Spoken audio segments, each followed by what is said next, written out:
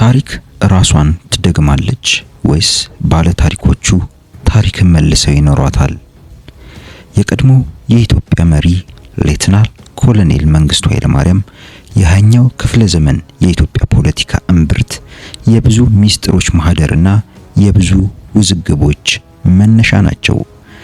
በክፍል 1 ዝግጅታችን አንጋፋ ጋዜጠኛና ደራሲ ገነት አየለ አንበሴ እስከ ዚምባብዌ ሐራሬ ድረስ በመጓዝ ከኮሎኔሉ ፊት ለፊት ተቀምጣ ያደረገችውን የሌተናል ኮሎኔል መንግስቱ ኃይለማርያም ትዝታዎች በሚለው መጽሐፏ ያሰፈረችውን ታሪካዊ ቃለ ምልልስ የመጀመሪያ ክፍል ማቅረባችን ይታወሳል።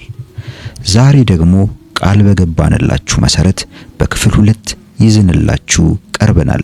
በዛሬው ፕሮግራማችን ውዷ ጋዜጠኛ ገነት አየለ ስለ ስልሳዎቹ ውጥንቅጥ፣ ስለ ዘመኑ የፖለቲካ ማዕበልና በወቅቱ ስለነበረው የሀገር ሁኔታ ላቀረበችላቸው ሰቅጣጭና ቀጥተኛ ጥያቄዎች ኮሎኔል መንግስቱ የሰጧቸውን አስገራሚ አነጋጋሪና ያልተሰሙ ምላሾች ይዘንላችሁ መጥተናል። የኢትዮጵያን የቅርብ ጊዜ ታሪክ ጓዳ የሚፈትሽ ስሜትን የሚያናውጥና የታሪክን መጋረጃ የሚገልጥ እጅግ መሳጭ ቆይታ ይጠብቃችኋል። እስከ መጨረሻው አብራችሁኝ ቆዩ።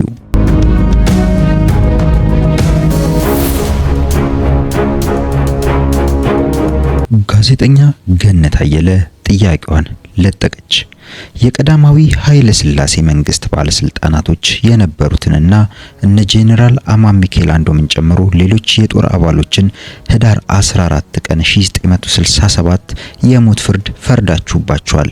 ህግና ፍትህ ያለ መስሏቸው እጃቸውን በመስጠት በጥበቃችሁ ስር የነበሩትን በተለምዶ ስልሳዎቹ እየተባሉ የሚጠሩትን ሰዎች አንዳቸውም ህግ ፊት ሳይቀርቡ ጥፋተኝነታቸው ሳይረጋገጥ ሳይፈረድባቸው በድምጽ ብልጫ እጅ እያወጣችሁ እንዲሞቱ በየናችሁባቸዋል። ህይወትን ያህል ነገር እንደ ቀልድ ፈርዳችሁባታል። በታሪካችሁ ላይ ጥቁር ነጥብ ጥለው ካለፉ ነገሮች አንዱ የሆነው ይህን ግድያ እንዴት ያዩታል ስትል ለኮሎኔል መንግስቱ ኃይለማርያም ጥያቄዋን አቀረበች። ኮሎኔል መንግስቱ ጥያቄዋን ሲመልሱ የኢትዮጵያን አብዮት ሁኔታ በደንብ የተረዳሽ አይመስለኝም። የኢትዮጵያ አብዮት ሲፈነዳና ይህ ዛሬ የምንወቀስበት የፖለቲካ ውሳኔ ሲወሰን አንቺ ራስሽ ገና ተማሪ ነበርሽ። ነገር ግን ከአባባልሽ እንደምረዳው ስለዚህ ሁኔታ ለአንድ ወገን ብቻ አድሎን የሚያሳይ አስተሳሰብ እያንጸባረቅሽ ነው። ከሰዎቹ የሰማሽውን አስተያየት ብቻ አይደለም ያቀረብሽው፣ የራስሽን ስሜት ጭምር ነው የሚያንጸባርቀው ጥያቄሽ። ብዙ ኢትዮጵያውያን ስለነዚህ ሰዎች አሟሟት የተሳሳተ ግንዛቤ ያላቸው ይመስለኛል። መጀመሪያ ነገር የኢትዮጵያ አብዮት የፈነዳበት ምክንያት ምንድነው? የገዢ መደቡ አባላት ያን ሁሉ ዘመን በህዝብ ላይ ሲሰሩ የነበሩትስ ምንድነው? የሚሉትን ጥያቄዎች ማንሳት ያስፈልጋል። ባለስልጣናቶቹ እያንዳንዳቸው ፈጸሙት የተባለው ጥፋት በደንብ በህግ ሳይመረመር ፍትሃዊ በሆነ መንገድ ሳይሆን በጅምላ የተፈጸመባቸው ቅጣት በማንም ዘንድ ተቀባይነት አይኖረው እንጂ በዚህ በመረረ መልኩ እነሱን ፍጹም ንጹሃን ወይም ምንም ጥፋት የሌለባቸው አድርጎ ማቅረቡ ትክክል አይደለም። እነሱ ምንም ኃጢአት የሌለባቸውና እንዲህ አይነት ጭካኔ የተሞላበት በትር የተሰነዘረባቸው አድርጎ በማቅረብ እነሱ ለዘመናት ሲያጠቁትና ሲበድሉት የኖረውን ህዝብ ሰቆቃ እንደ ቀላል ነገር ቆጥሮ ማለፍ ሚዛናዊ ፍርድ ሊሆን አይችልም። የኢትዮጵያን ህዝብ ታሪክ መለስ ብለን ብንመለከት ከየትኛው የመንግስት ለውጥ ጊዜ ነው ሰላማዊ የስልጣን ርክክብ የተደረገው? አንዱ ንጉስ ሞቶ ሌላው ሲተካ፣ አንዱ ገዢ ተሽሮ ሌላው ሲሾም በፍቅር ተሸጋግሮ ያውቃል እንዴ? ተራክቶ ተላልቆ ተፋጅቶ አይደለም እንዴ? ለመጀመሪያ ጊዜ መልክ የያዘና ዘመናዊ በሆነ መንገድ ስር ነቀል የሆነ የሥርዓት ማህበር ሽግግር የተደረገው በ1966 አብዮት ነው። ስር ነቀል የሆነ ለውጥ ማለትም ንጉሱን አንስቶ ንጉስ መተካት ሳይሆን የነበረን ስርዓት ለውጦ አዲስ ስርዓት ለመተካት የተሞከረው ለመጀመሪያ ጊዜ ያኔ ነው። ይህ ታላቅ ነውጥ ያመጣና ከፍተኛ መስዋዕትነት የተከፈለበት ነው። ማንም አመንም አላመንም እኔ የምናገረው እውነቱን ነው። በበኩሌ የተወሰደው እርምጃን አልደገፍኩትም። ሌሎችም የደርግ አባላት ቢሆኑ በስልሳዎቹ ግድያ ሊጠየቁ አይገባም። ምክንያቱም በተቆጡና በተናደዱ የንዑስ ደርግ አባላት ድምፅ ተውጠን በዚያ ውስጥ ተደፍቀን የተላለፈ ውሳኔ በመሆኑ ነው። እኛ የተነሳንለትና የቆምንለት የነበረው ዓላማ ይህ አልነበረም። ያንን የመሰለ ውሳኔ ለመወሰን አላሰብንም ነበር። የፍትህ ስርዓቱን አመቻችተን ከወረዳ ጀምረን እስከ ጠቅላይ ፍርድ ቤት ድረስ በየደረጃው አቋቁመናል። ሰዎቹ ለጥፋታቸው የሚመጥን ቅጣት በህጉ መሰረት እንዲያገኙ ነበር የፈለግነው። ደግሞም ለነሱ ብለን ብቻ ሳይሆን ለዘመናት በዳኝነት እጦት ሲንገላታ የኖረው ኢትዮጵያዊ ሁሉ ዛሬም የተሻለ ነገር አጥቶ እንዳይቸገር፣ እኛም ደግሞ የተጣለብንን አደራ ተወተን አገሪቷን በህዝብ ለተመረጠ አካል አስረክበን ወደ መደበኛ ስራችን እንመለሳለን የሚል ነበር ሐሳባችን። ወደፊት የሚመጡ የመንግስት ባለስልጣኖችም ሆኑ የአሁኖቹ ለጊዜው የሚጠይቀን የለም ብለው ህዝብን ቢበድሉ አንድ ቀን በህግ ፊት መቆም እንዳለ በማስገንዘብ ለሚመጣው ትውልድም ትምህርት ይሰጣል ብለን ነበር የምናስበው። መርማሪ ኮሚሽን የተቋቋመ ጊዜ ቢሮአቸው ድረስ ሄጄ ያደረኩት ንግግር ነበር። በኋላም ኃላፊነቱን ሲረከቡ ጠርተን የሰጠናቸው መመሪያ በቴሌቪዥንና በሬዲዮ ተላልፏል። ፍትህ በኢትዮጵያ ውስጥ ለመጀመሪያ ጊዜ በሐቅ ሲሰራ እንዲታይ ነው የምንፈልገው ብለናል። እነ ፕሮፌሰር መስፍን፣ እነ በረከት፣ ለማ ጉተማና ሌሎችም ነበሩ። እንግዲህ ይህን ሁሉ ካስተካከለም በኋላ ነው የያን ዕለቱ ነገር እንደ ዱብዳ የወረደብን። ስለዚህ ሁሉ መነሻ የሆኑት አንድ ሰው ነበሩ፣ ጄኔራል አማን አንዶም። ጄኔራል አማን የደርጉ ሊቀመንበር አድርገን ስንሾማቸው በሰራዊቱ ተመርጠው አልነበረም። ከቶኑም የደርግ አባል አልነበሩም። እንዲያውም አንዳንዶች አሁን ሰው ጠፍቶ ነው እሳቸውን የምትሾሙት ያለቅጥ ካዋቿቸው እኮ የሚሉን ነበሩን። እኛ ደግሞ ስለ ኤርትራ ጉዳይ መፍትሄ ለማግኘት ይረዱናል፣ መከላከያውን ያደራጁልናል በሚል ነው እውነትም ክበን እላይ ያወጣናቸው። አማን ብዙ ኳሊቲዎች እንዳሏቸው ግልጽ ነው። በዚያው ልክ ደግሞ ስልጣን ማግበስበስ የሚወዱ ሰው ነበሩ። ከመጀመሪያው ገና ከእሳቸው ጋር ቅራኔ ውስጥ የገባ ነው በዚህ ጸባያቸው ነበር። ይሄንን ተው ነበር የምንላቸው። ለምሳሌ ጄኔራል ግዛው በላይነህ ለምድር ጦር አዛዥነት ገና ስናሰባቸው ተቃወሙ። ምክትል ቺፍ ኦፍ ስታፍ ከሆኑ አይበቃውም ወይ ብለው ውልግድ አሉ። ይሄ ማንም የሚያውቀው ታሪክ ነው። ጄኔራል ግዛው ደግሞ ከጄኔራል አማን በችሎታ ቢበልጡ እንጂ የሚያንሱ ሰው አልነበሩም። ችሎታ ያላቸው፣ በንግግራቸው ግልጽና ጨርሶ አድርባይነት የማያጠቃቸው የረቀቁ መኮንን ነበሩ። በአገልግሎታቸውም የኢትዮጵያ ሰራዊትን ያስተማሩ ሰው ናቸው። ገና ጦር ትምህርት ቤት እያለን ጀምሮ ነው ዝናቸውን የምናውቀው። ወታደራዊ ስልጠና ጥበብ የምንማርበት መጽሐፍን ያዘጋጁት እሳቸው ግዛው በላይነህ ናቸው። ከዚያ አማን እኚህን ሰው ጭራሽ ሊያሳስሯቸው ሞክረው ነበር። ቅድም እንዳልኩት ጄኔራል ግዛው በንግግራቸውም ሆነ በተግባራቸው ግልጽ በመሆናቸው የሚሰማቸውን ሁሉ ፊት ለፊት የሚናገሩ ሰው ናቸው። ለፖለቲካውና ዲፕሎማሲው ንግግር ብዙም ትኩረት አይሰጡም። በዚያን ሰሞን ወታደሩ የደሞዝ ጭማሪው አልበቃንም ብሎ ሲያጉረመርም ሰብስበው ኢትዮጵያ ትቅደም ብለ ተነስተ የለም እንዴ? አሁንም ደሞዝም ቀለብም ተጨምሮልሃል፣ ሌላ ከየት መጥቶ ነው የሚጨመርልህ? እንደ በፊት ስርዓትና ዲሲፕሊን ይዘህ ስራህን ቀጥል ነው ያሉት። እንደዚህ ነው የሚናገሩት። ከወታደሩ መሃል በዚህ ንግግር ያልተደሰቱ እንዳሉ አማን ስለሚያውቁ ሲያልፉ ሲያገድሙ ሁሉ ግዛው እኮ ድሮውንም እዚህ ቦታ ላይ መኖር ያልነበረበት ሰው ነው፣ ለሱ አንድ መላ ይፈለግለት እንጂ እያሉ ነገር ጣል በማድረግ ወታደሩን ያነሳሱ ነበር። ሊያሳስሯቸው ሞክረዋል። እኔ ታዲያ ለምንድን ነው የሚታሰሩት? ምን አደረጉ? በመታሰር ላይ ያሉት እኮ ወንጀል ሰርተዋል ተብሎ የተጠረጠሩ ሰዎች እንጂ እንዲሁ አይደለም። ወታደርን የገሰጸ ዲሲፕሊን ይከበር ያለ ሁሉ ሊታሰር ነው እንዴ? ይሄማ ወታደርን ቀና ብላችሁ አትዩ ማለት ወደ አናርኪ የሚመራ ነገር ነው። ግዛው አይነቃነቁም። እንግባባ። ሹመቱም የሚገባቸው ነው። ይልቁንም የራሳችሁን ነውራችሁን አስቡበት። የምንሰራው ለመላው ሰራዊት ነው። ይሄ የግላችሁ ሰራዊት አይደለም እና ጤና ትንሱት ስል ጸጥ ነው ያሉት። በኋላ ግን እንዴት ነው ይሄ ሰውዬ ደግሞ ከግዛው ጋር ከመቼ ወዲህ ነው ወዳጅ ሆነው ማለታቸውን ሰማው። እኔ ግን ከጄኔራል ግዛው ጋር ልዩ ግንኙነት አልነበረኝም። እሳቸው ለኔ ምንም ያሉኝ ነገር የለም። የእምነትና የመርህ ጉዳይ ነው።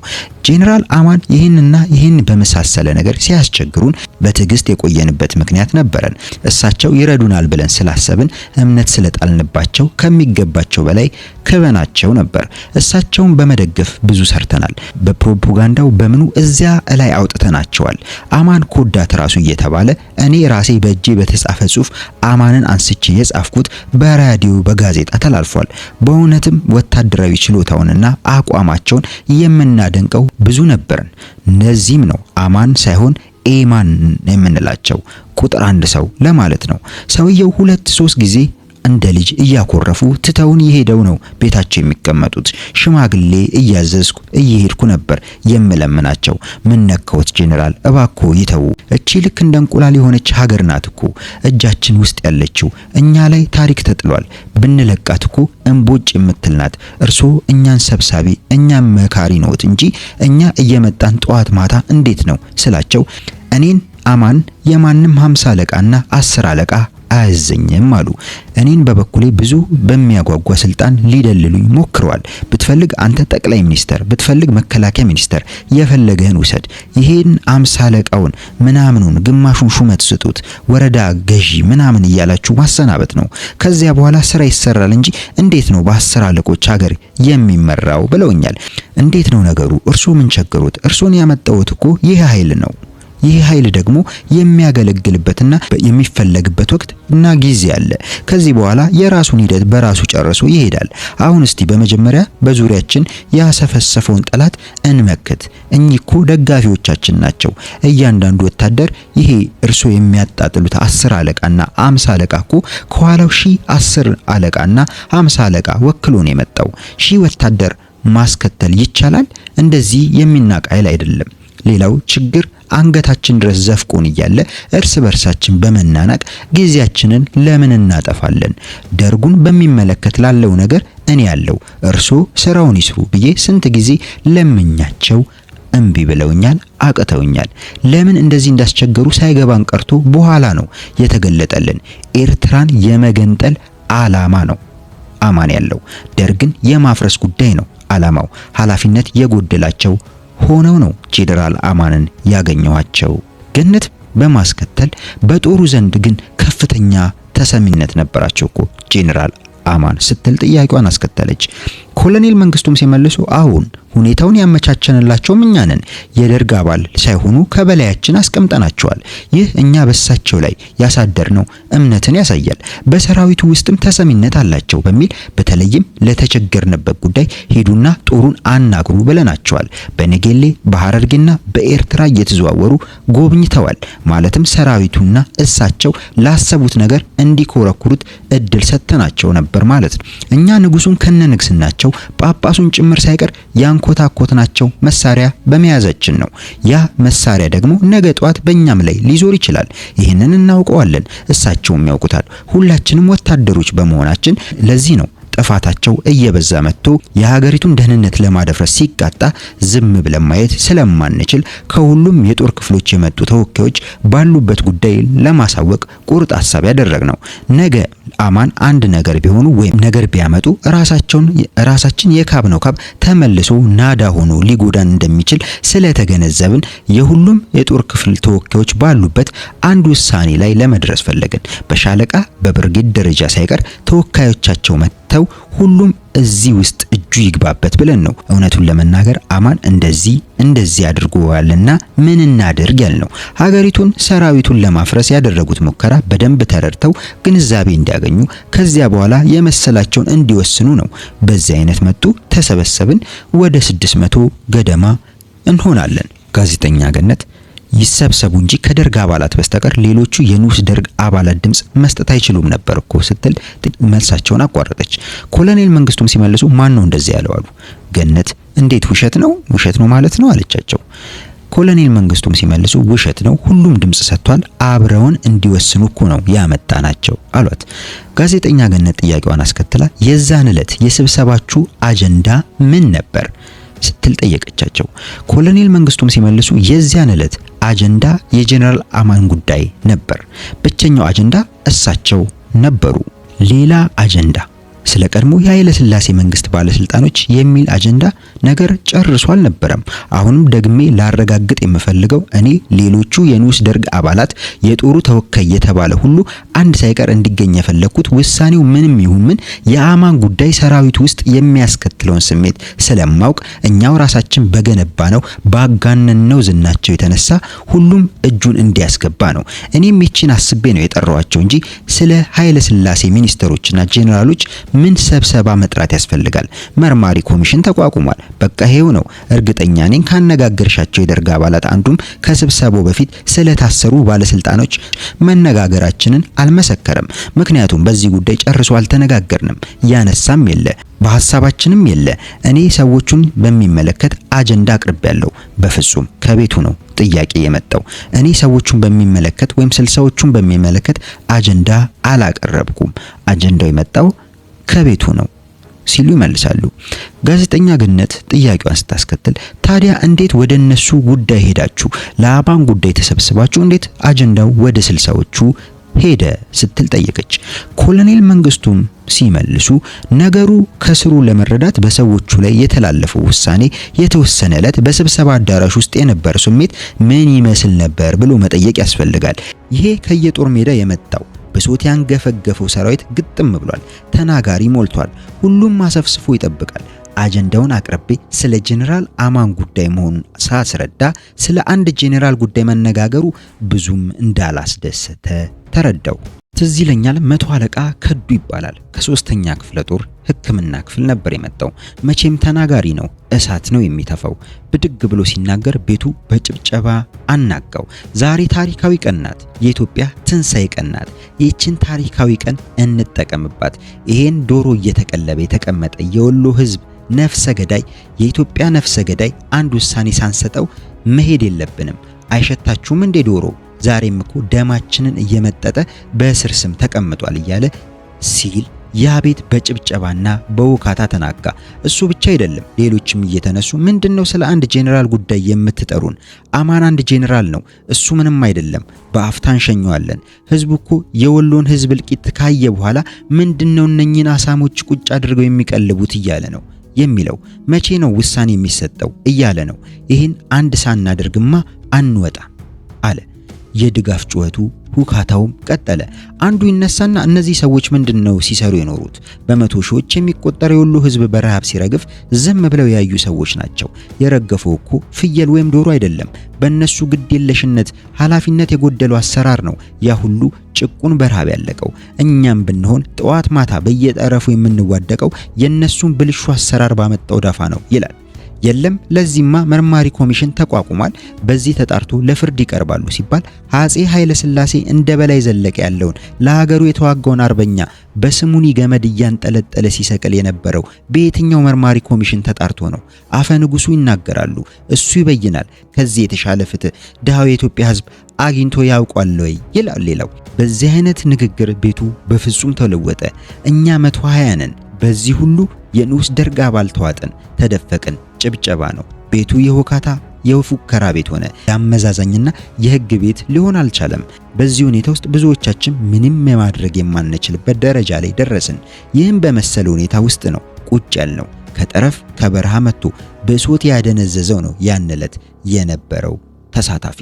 በበኩሌ ሁሉም ያከብሩኛል፣ ያፈቅሩኛል። ተደፍሬ አላውቅም። ተጀምሮ እስኪጨረስ በህይወቴ የተደፈርኩበት ቀን ቢኖር ያን ቀን ነበር። ያን ዕለትና የመጨረሻው የሸንጎ ስብሰባ ጊዜ እነ ዶክተር ኃይሉ አራያ ሲፎልሉብኝ 17 ዓመት ሙሉ አንድ ሰው ቀና ብሎ አይቶኝ አያውቅም።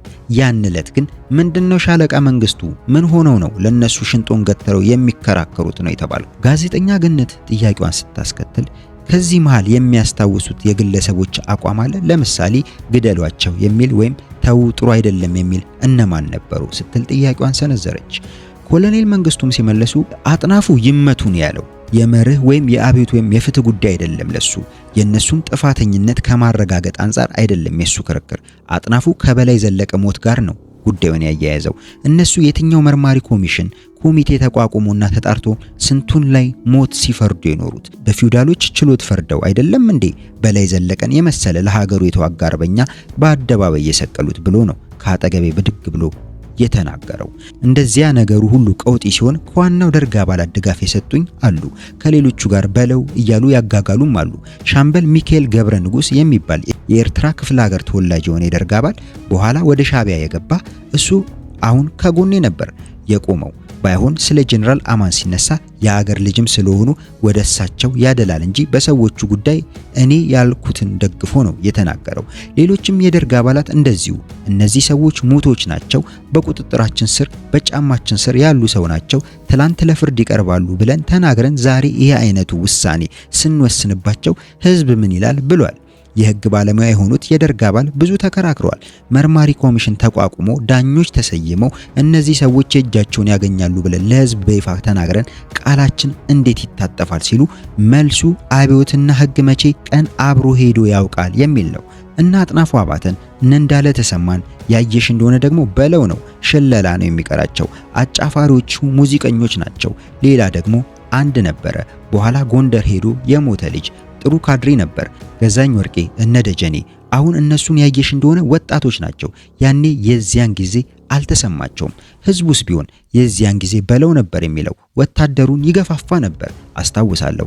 አየር ኃይልና ምድር ጦር፣ ብሔራዊ ጦርና መደበኛው ፖሊስ አርሚው ተጣልቷል፣ መሐንዲስና አየር ወለድ ተለያይቷል እያሉ ያው ጠላቶቻችን ናቸው አሉባልታ መፈልፈል የጀመሩ።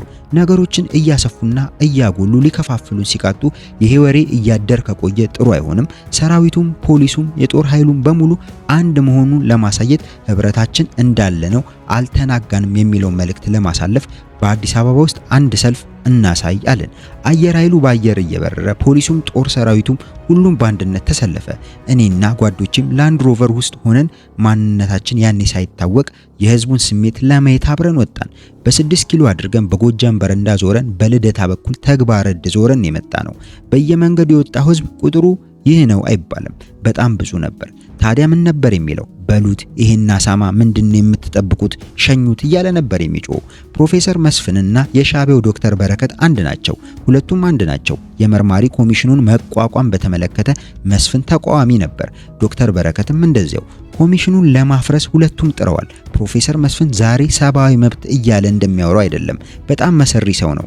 ያኔ ያማከረን ሌላ ነበር። እሱ እንደ ምሳሌነት የሚያነሳው የስፔንን አብዮት ታሪክ ነው። የስፔን አብዮት በሁለተኛው ዓለም ጦርነት አካባቢ ሲፈነዳ ስፔን ውስጥ የኮሚኒስቶች ንቅናቄ በአንድ በኩል የዓለም አድሃሮት ኃይሎች በሌላ በኩል ሆነው የተሰራ ታሪክ ነበር።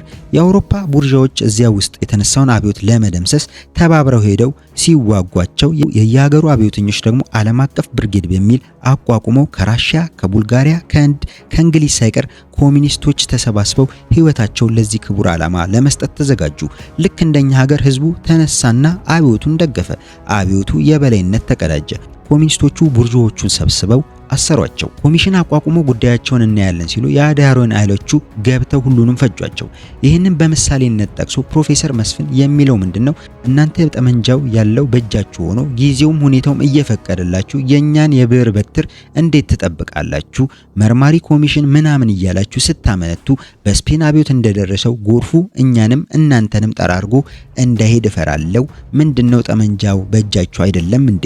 እኛን በህግ በምናምን ተብተባችሁ አስራችሁ ሰዎቹን ለፍርድ አቅርቡ ትሉናላችሁ ብሎ ነው የተናገረው። ዶክተር በረከትማ ግደሉን ያለው በህግ መታዘዝ የግድ አስፈላጊ አይደለም፣ ፍትሃዊነቱ እስከተረጋገጠ ድረስ የህዝብ ድጋፍ ያለው ውሳኔ ከሆነ መወሰን ይችላሉ እያለ ነበር የሚያማከረው። እሱ እንኳን አላማ ነበረው። ያው ዘር ከልጓም ስቦት ሻዕቢያው ገብቷል እና እኛ ይህን በመሰለ ግፊት ስር ነበር። ይህንን ብዙ ሰው የተረዳልን አይመስለኝም። ከንዑስ ደርግ አባላት አንዳንዶቹ እኛ ታዛቢ ነበርን እንጂ ድምጽ በመስጠት አልተሳተፍንም ማለታቸውን ስሰማ እታዘባቸዋለሁ። ያን ሁሉ ሰዓት ስብሰባ ላይ ቁጭ ብሎ እጁን እያወጣ ሲወስን ቆይቶ አሁን ታዛቢ ነበርኩ ይላል እንዴ? ለመሆኑ ከኔጌሌ፣ ከኦጋዴን፣ ከደቀ መሐሪ፣ ከአቆርዳት በአውሮፕላንና በሄሊኮፕተር ሲምዘገዘግ የመጣው እኛ የምንሰጠውን ውሳኔ ታዝቦ ለመሄድ ነው? ለምስክርነት ነው ወይ ነው? ለዚያማ እነሱን መጥራት ለምን አስፈለገ? አማን እንዲያድርጎናልና ገሎናል ብሎ ማለት አይቻልም እንዴ? ደግሞ እነሱ ተወንጅለው አልተከሰሱ። የተከሰስነው የኛ የደርግ አባሎች ነን። እነሱን ማን ምን አስዋሻቸው? እውነቱን አይናገሩም ሲሉ ኮሎኔል መንግስቱ ይመልሳሉ።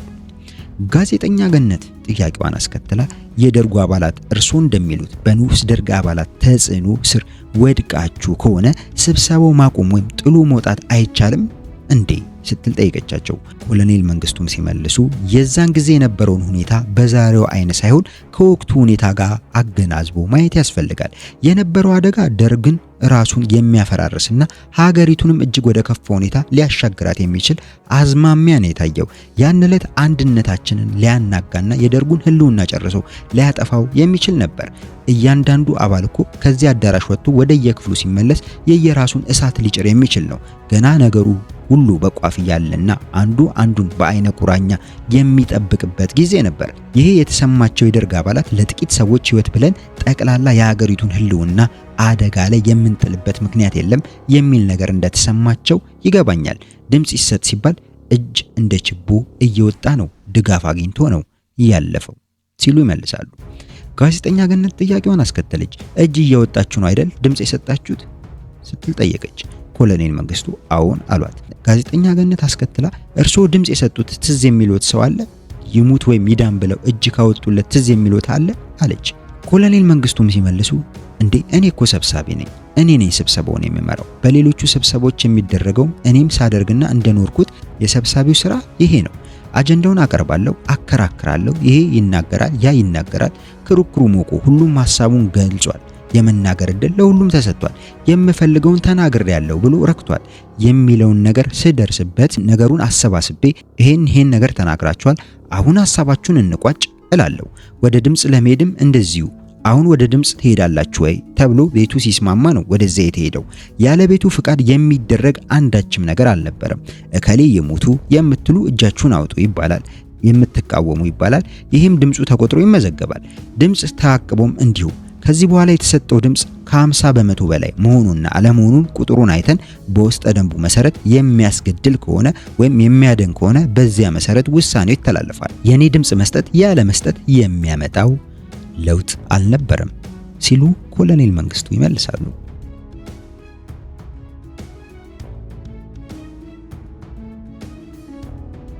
ጋዜጠኛ ገነት አየለ ጥያቄዋን አስከተለች። በዚያ ስብሰባ ላይ ተካፋይ የነበሩ ብዙ ሰዎች የሚናገሩት ስብሰባው ሙሉ በሙሉ በእርሶ ተጽዕኖ ስር ወድቆ እንደነበረ ነው። ስለዚህም እርሶን ብቻ ሙሉ ኃላፊ ያደርጎታል። ኮሎኔል መንግስቱም ሲመልሱ አንድ እውነት አለ። ሁላችንም ነገሩ ትክክል ያለ መሆኑን እናምናለን። ያንን ትክክል ያልሆነ ነገር እዚያ ቁጭ ብለን አስፈጽመናል። አሁንም ጊዜው ካለፈ በኋላ የዛ ውሳኔ አካል ነበርን ለማለት አልፈለግንም። የሚያንቀን ህሊና አለን። ስለዚህ ከዚያ መውጫ እንፈልጋለን። በደርግ ውስጥ በተሰጣቸው ኃላፊነት ጉዳዩ በቀጥታ የሚመለከታቸው ሁሉ ሊክዱ ይሞክራሉ። ለምሳሌ የህግ ኮሚቴ ሰብሳቢና አባል የነበሩት ሰዎች ዛሬ አናውቅም አልነበርንም ብለው ሲሉ ይገርመኛል። ህግን የሚመለከት እንደዚህ ያለ ጉዳይ አጀንዳ የሚጠናውና የሚቀርበው በህግ ኮሚቴ አማካኝነት ነው። እንደዚህ ያለ ዝግጅት እንደሌለ እነ ፍስሐ ደስታ ያውቃሉ። እኔ ደግሞ ወይ የእስር ቤቶች የጸጥታ ወይም የአስተዳደርና የህግ ኮሚቴ ሳያቀርብ በግሌ ስለታሰሩ ሰዎች የማቀርበው ምንም አጀንዳ የለም ይላሉ። ጋዜጠኛ ገነት ጥያቄዋን ቀጠለች። ጄኔራል አማን እንዲገደሉ በቀጥታ ትዕዛዝ የሰጡት እርሶ ኖት ይባላል፣ ምን ይላሉ አለቻቸው።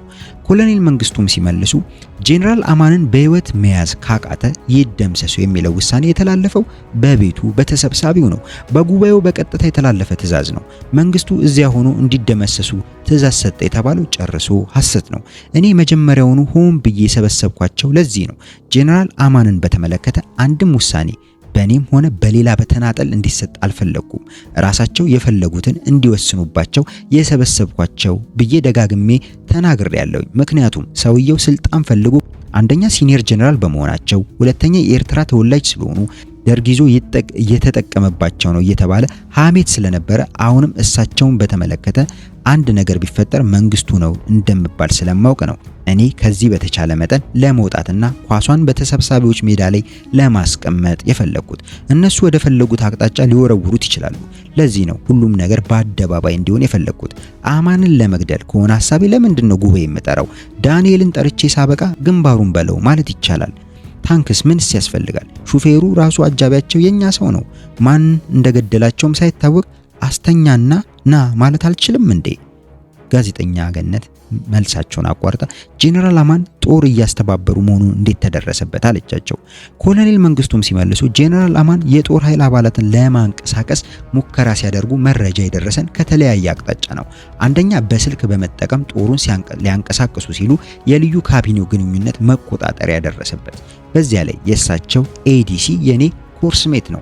ወዲያው ለኛ ሪፖርት ተደረገልን። እንደገና የጦር ኃይሎች መገናኛ ማዕከልን በመጠቀም የተመሰጠረ ቴሌግራም ሩቅ ላሉ አዛዦች ሲያስተላልፉ ተሰማ። በኢትዮጵያ የመከላከያ ሚኒስቴር የተቋቋመ የሰራዊቱን ግንኙነት የሚቆጣጠር የሚመራ አንድ የጦር ኃይሎች የመገናኛ ማዕከል አለ። በጣም የረቀቀ መሳሪያ ያለው በሚስጥርም በግልጽም መልእክት የሚተላለፍበት ከመላው ሰራዊት ጋር ግንኙነት የሚደረግበት የሬዲዮ መገናኛ እምብርት ነው።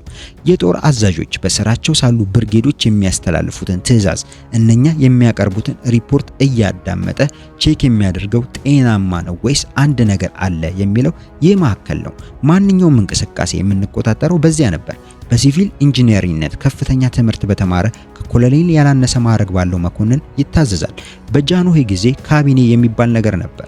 ልዩ ካቢኔ ማለት የንጉሠ ነገሥቱን ደህንነት ጥበቃ፣ ስልጣናቸውን መጠበቂያ፣ ተቀናቃኝ ቢመጣ ማደኛና ማጥፊያ ማለት ነው። በፊት በጄኔራል አበበ ገመዳ የሚመራ ነበር። ከዚያ ቀደም ሲል ደግሞ በነ ኮሎኔል ሰለሞን ከድር ስር የነበረ ነው። በታላቁ ቤተ መንግስት ግቢ ውስጥ የተተከሉ የረቀቁ የረጅም ርቀት የግንኙነት መሳሪያዎች አሉት። በአገሪቷ ውስጥ ከየትም ቦታ ወደ የትም ቦታ የሚያደርገውን ግንኙነት መቆጣጠር ይቻላል። በስልክ በሬዲዮ ሁሉ ይህን የሚቆጣጠረው ይህ የልዩ ካቢኔው አካል ነው። ጋዜጠኛ ገነት የጄኔራል አማን ስልክ ተጠልፏል ማለት ነው? የመሳሪያ ግምጃ ቤት ዱቄት ሰፋሪ ሁላ ብለዋቸዋል አሉ የሚባለው እውነት ነው ስትል ጠየቀቻቸው። ኮሎኔል መንግስቱም ሲመልሱ እኔ ዱቄት ሰፍሬ አላውቅም፣ ግምጃ ቤቱም የዱቄት አልነበረም፣ የጦር መሳሪያ ግምጃ ቤት ነው። እሳቸው ይህንን ማለታቸው ግን እርግጥ ነው ከጄኔራል ግዛው በላይነህ ጋር ሲነጋገሩ ነው ይህንን ያሉት። በተለያየ ጊዜ ሌላም ብዙ ነገር ብለው ለኛ ቀርቦልናል። ወደ ኦጋዴን ደውለው ምን እንዳሉ፣ ወደ ኤርትራ ደውለው ምን እንዳሉ አንድ ባንድ ሪፖርት ተደርጎልናል። እና ከጄኔራል ግዛው በላይነህ ጋር ሲነጋገሩ ይሄ ሁሉ ለኛ ውርደት ነው። እኔ የጄኔራሎች ክብርና መብት ለማስጠበቅ ነው አንዳንድ ጨቅላ ሻለቆችና አምሳለቆች እያሉ ያሰቡትና ዓላማቸውን ይነግሯቸዋል። ጄኔራል ግዛው ጌቴ እንግዲህ እየተማከራችሁ ምሩን እንጂ እኛ ከናንተ አመራር ተቀባይ ነን፣ ማንኛውንም ነገር ከነሱ ጋር እየተማከሩ እንዲያው መስማማቱ ይበጃዋል ይሏቸዋል። ከማን ጋር ነው የምማከረው ይላሉ አማን። ከስራ ጓደኞቻቸው ጋር ይላሉ ጄኔራል ግዛው። ማን ነው የስራ ጓደኛዬ ይላሉ አማን። አብሮት ካሉት ከነሻለቃ መንግስቱ ጋራ ይላሉ ጄኔራል ግዛው። ከነዚህ ዱቄት ሰፋሪዎች ምናምን ጋራ አሉ። እንደዚህ ነው የሚናገሩት። ጋዜጠኛ ገነት መልሳቸውን አቋርጣ ከጄኔራል አማን ጋር ቅራኔ ውስጥ የገቡት በዚህ ምክንያት ነው ስትል መንግስቱን ጠየቀቻቸው።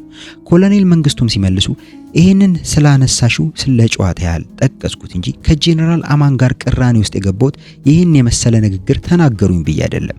የሀገር ጉዳይ የተሸከምን እጅግ አጣዳፊ ሁኔታዎች ጫንቃችን ላይ የወደቁብን ሰዎች ነን። ወንበዴዎች አስመራን በ10 ኪሎ ሜትር ዙሪያ ቀለበት ውስጥ አስገብተው ከበዋታል። የኤርትራ ነገር እንዴት እናደርግ? ወንበዴዎች ከበዋል። ሰራዊት ልከን እናስለቅቅ ወይስ እንዴት እናደርግ አለን። እሳቸው የመከላከያ ሚኒስተር ናቸው። ምንም ያደረጉት ነገር የለም። እኛ አንድ ነገር ያለን እንደሆነ የተሰጠኝ ኃላፊነት ወስጄ እየሰራው ነው። በአንድ ወቅት እናንተ ሁላችሁም ስመራ የኖርኩ ጄኔራል መኮንን ነኝ፣ በስሬ ጣልቃ አትግቡ ብለው ይቆጣሉ። እኛ ደግሞ መላ ሀገሪቱ አደጋ ላይ የሚጥል ነገር ሲመጣ ዝም ብለን ማየት አንችልም። እንዴት ነው ነገሩ? እሳቸውን ላለማስቆጣት ፈርተን ዝም ስንል ብዙ ነገሮች እየተበላሸ ነው ብለን እሳቸውን በተገኙበት ደርጉ ጉባኤ ተቀመጠ። ጦር አይሄድም አሉ። ከሀገር እንጠብቃለን ብለን ተረክበናል። በመሪነታችን ብቻ ሳይሆን በወታደርነታችን የሀገር ዳር ድንበር የመጠበቅ ግዴታ ያለብን መለዮ ለባሾች ነን። ወንበዴዎች እኮ ከዛሬ ነገ ነፃነት ሊያወጁ ትንሽ ነው የቀራቸው። ለህዝቡስ ለወታደሩስ የገባነው ቃል እንዴት ነው የምናደርገው? ኃይለ ሥላሴ ያዋሃዷትን ሀገር ለሽፍታ ያስረክበን ቁጭ ልንል ነው እንዴ? እያንዳንዳችን እኮ እዚህ እደጅ የቆመው ወታደር ነው መጥቶ ሆዳችንን በሳንጃ የሚወጋው። እርሶ ይሄንን ነው የሚፈልጉት? ደግሞም የኛ በሳንጃ መወጋት አይደለም ቁም ነገሩ፣ የኢትዮጵያ መወጋት ነው። የኛ ህይወት ከሀገራችን አንድነት ጋር ሲነጻጸር ኢምንት ነው። እንዴት ኢትዮጵያ ትገነጠላለች? አንድ ነገር መደረግ አለበት ብዬ አምርሬ ተናገርኳቸው። እሳቸው ፍንክች አላሉ። ብትፈልጉ ታንክ ሂድ፣ ጦር አይላክም አሉ። ታንክ ያለው የት ነው? ቀብሪ ዳሃርና ጅጅጋ ነው ያለው። በምንድን ነው የምናጓጉዘው? ታንኩ ማጓጓዣ የለንም። በባቡር ሂድ ቢባል የባቡር ጋር የለንም። ታንኮቹም ቢሆኑ ባትሪ እንኳን የሌላቸው የአሜሪካን ተጠቅሞ የጣላቸው አሮጌዎች ናቸው። በሄዱ እንኳን አሰብ ሳይደርሱ የትም ተንኮታክቶ የሚቆሩ መሆናቸውን በሚገባ ያውቃሉ። ስለዚህ የግብር ይውጣ እንዲሁ እምቢ ብለዋል እንዳይባሉ ብቻ ነው እንደዛ የሚሉት። ወታደሩ በፍጥነት ሄዶ የተፈጠረውን አደጋ እንዲያቆም ጨርሶ አልፈለጉም። ታንክ ሄዶ ይዋጋ ሲሉ መቼም እኛ ስለ ወታደራዊ ጥበብ ምንም የማያውቁ ደንቆሮች ናቸው ብለው ገምተዋል። እኛ ያንን አሮጌ ታንክ ከቦታ ቦታ ስንጎትት እንድንከርም ነው የፈለጉት። ከታንክ ጋር ስንጓተት ወራቶች እንዲያልፉና ወንበዴው ነጻነት እንዲያውጅ ነው የተፈለገው። ወንበዴዎቹ የያዙት የጎሪላ ውጊያ ባዙቃ፣ ታንክ መምቻና የነፍስ ወከፍ መሳሪያ ብቻ ነው ይዘው አድፍጠው መተው የሚሮጡ ሰዎች ናቸው። ከአምስት ቢበዛ ከ10 ሰው ባልበለጠ ቡድን ሆኖ ነው ተከፋፍለው ከቦታ ቦታ እንደ ጦጣ እየዘለሉ የሚዋጉ ናቸው። በብዛት ተሰልፈው እግረኛ፣ መድፈኛ፣ ታንከኛ ይዘው የሚመጡ መደበኛ ሰራዊት አይደሉም።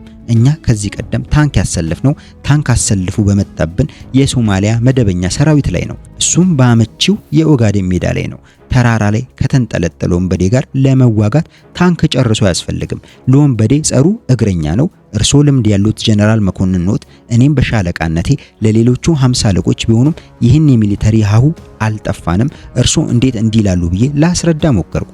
አሁንም አይሆንም ብለው ድርቃሉ። እንደገና በሀገሪቱ የተባሉት በልምዳቸው በስራቸው እውቅና ያገኙ ምርጥ ጄኔራሎች የጦር ስልት የጦር መላ አዋቂ ከፍተኛ ጄኔራል አማን እንደዚህ አሉ ሳልል በደፈናው እንግዲህ እንዲህ ያለ ነገር ሲመጣ መጠቀም ያለብን ስትራቴጂ ምን መሆን አለበት?